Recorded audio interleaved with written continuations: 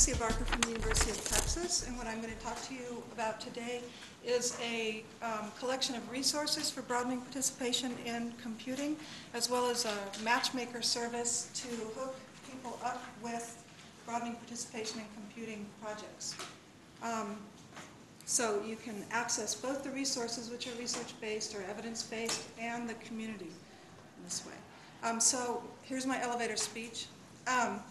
The BPC collection is part of the Engineering Pathway Digital Library out of Berkeley, and in that collection you can search, browse for resources that are evidence-based for increasing participation of underrepresented groups in computing. We also have a search appliance that it's just a set of HTML code, and you can drop it on your own website and make it and customize it to search for certain types of things.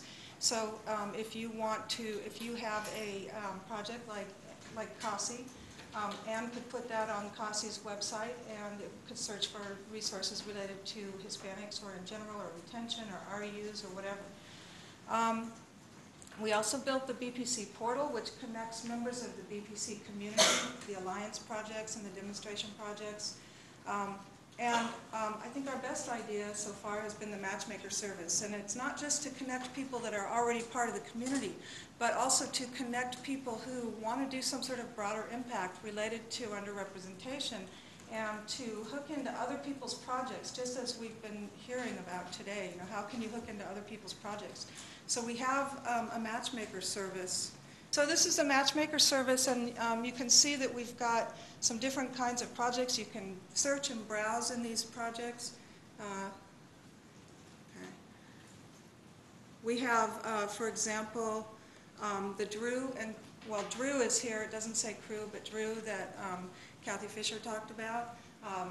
CASI is sort of in there, the Puerto Rican version. We have a little trouble getting people to fill out their own information, so we have to work on that. I assume that everyone in this room knows who's underrepresented in computing, so I'm just going to skip past that.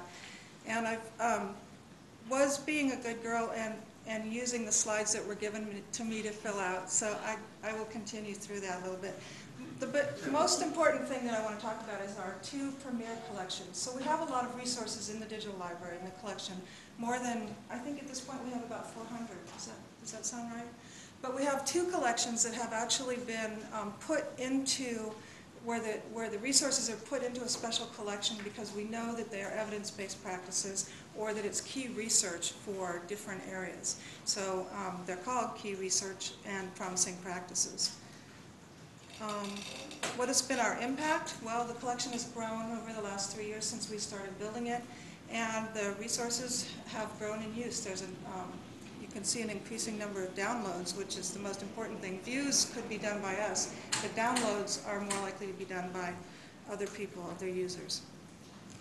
We were asked to say what we think a good activity is. So I'm going to briefly say something about that. A good activity sets a reasonable goal. It identifies the process, a reasonable process for achieving it.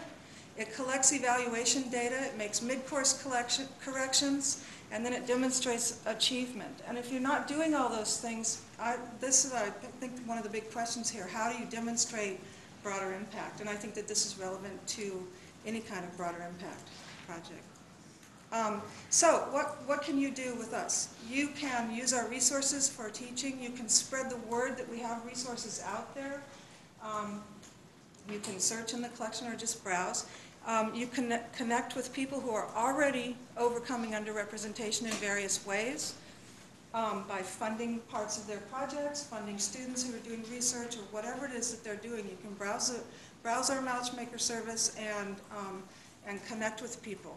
The other thing is, you can tell your colleagues that we exist, okay? Because the people in this room probably, you already know now what to do. You probably have a lot of good ideas yourselves, but your colleagues may not know about this.